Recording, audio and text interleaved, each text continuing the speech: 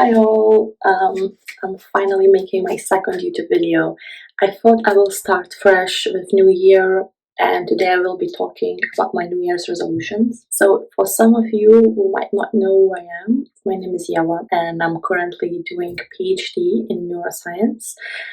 This YouTube channel is dedicated for content about science and lifestyle as a PhD student. On my New Year's resolutions. Firstly, I would like to stress that I learned from my previous years that if I actually set myself the goals that are too difficult to achieve, or even worse, if I set myself too many goals, I kind of get discouraged. So I wake up, I look at the list, so many things to do, I just don't want to do anything. So this year I decided to set minimum goals, and if I achieve more, that's great. But this way I feel like it will be easier for me to not be disappointed about myself.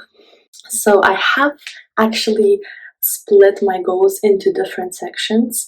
So some of them would be personal, some of them would be related to finances, and some of them will be related to PhD, business, social media, and stuff like that. I have some notes, so I would like to have a look at them.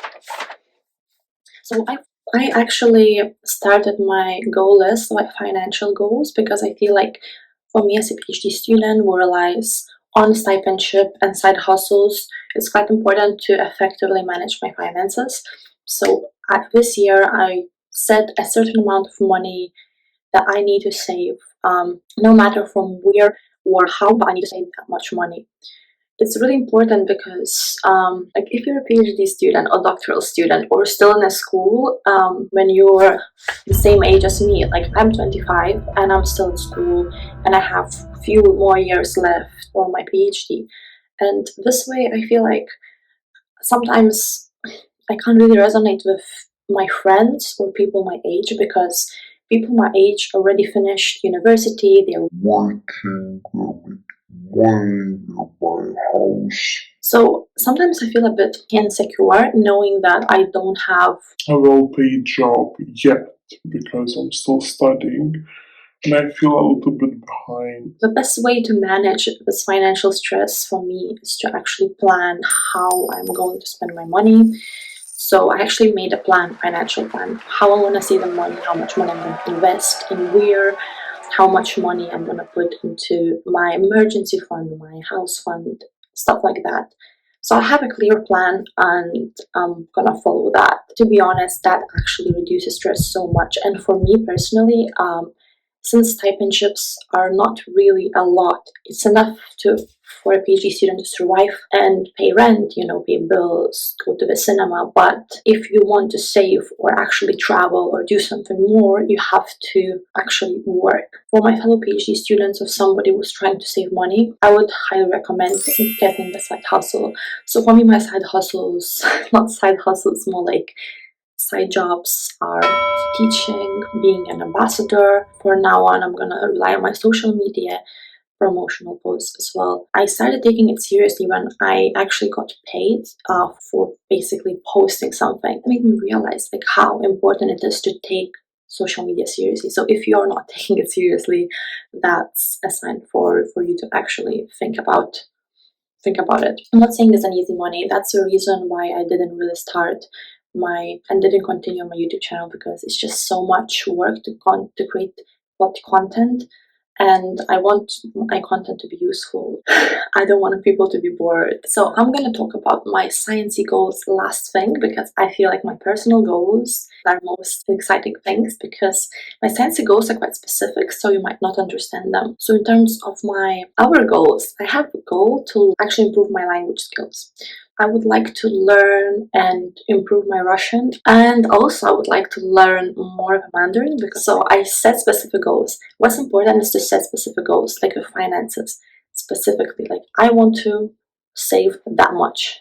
So with words, I said I need to learn 100 Russian words and 100 Chinese words in a year, which sounds like a lot. But then you think, okay, it's just 10 words per month and like 2 words per week. Like I can do it.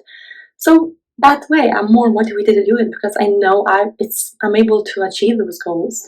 Usually I have 2 streams of income, but my goal is to keep 3 streams of income. I would like to have 3 streams of income or 2 more streams besides my stipendship. So that's my goal, and I'm currently on it, which is great. Next, traveling. So I set myself a goal to travel to Dubai, and I would like to also visit 1 additional country. My goal is to visit 2 countries per year. I think it's quite achievable because I live in UK, and in terms of EU, it's quite cheap to travel even for a weekend. It can be like a few £100s for a weekend. I think it's definitely something everybody can afford if you save some money. So next, social media. So social media goals, I set a certain amount of videos and certain amount of posts I would like to do in a month. I found social media the most difficult thing because it's something that I set a goal to myself. So I am the one who is accountable for that. I'm accountable for the deadline. And I feel like it's more likely I will miss a deadline because usually when some other people would set me a deadline, I would do it because I would feel ashamed if I wouldn't. But if I set myself a deadline, for example, I need to do a couple of social media posts, I just don't do it. And I feel so disappointed about myself. So I actually set myself a really small goals for content creation this year, but I would like to engage more. I would like to be more connected with my audience. So I set myself those goals. What actually made me stick to it? I watched this podcast, I don't remember which one, and somebody said like the reason you don't do what you need to do is because you don't respect yourself. For example, you have assignments, you get the deadline done, and your job, your boss asks you to do something, you do it because you respect those people and you don't want to let them down. But if when you set yourself a goal and you don't actually do anything about it, you just don't respect yourself. It's really harsh, but it's actually true. My PhD goals, I would like to publish a paper finally. I need to work on my article, and I also want to publish another systematic review. So my goal is to at least draft 2 articles. Another thing for my PhD, I would like to improve my coding skills because I think it's something that's really transferable. Because I'm not sure what I'm gonna do after my PhD. If I'm gonna stay in academia, or if I'm going to go to industry. So what's really, really important is to have transferable skills. So coding skills are not only important for my data analysis, it can be transferable in industry. And I just want to make sure I'm able to have choice after my PhD, because some students, they're basically staying in academia because we have no other choice. And I'm not saying academia is bad, I'm just saying that I'm not sure what I want, so I'm trying to get as many skills and get as much experience as I can to be able to better understand what I want, and on top of that, to be able to have a choice. Because when you have skills, people hire you. When you don't have skills, this is where a problem begins.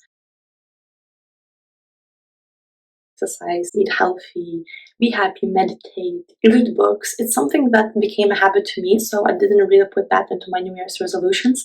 I'm really proud of that, and hope you guys have a good day and like this video. So if you would have any ideas for my content, let me know. I'm planning to do more videos about my day in life, to show you how a life of PhD student looks like. A day Monday, Tuesday, how morning, how evening looks like. Because I think it's something I wish I knew before I applied for my PhD. It's always nice to see this informal video, to see how life actually looks from behind the scenes. Because usually what you see on Instagram is people posting papers, posting stuff, how we are overwhelmed. On one hand, that's true. On the other hand, it's not actually that awful. When you like your job, you actually can enjoy it, and you can have a life, and you can have work-life balance. So yeah, stay tuned, and again, thank you so much for your support.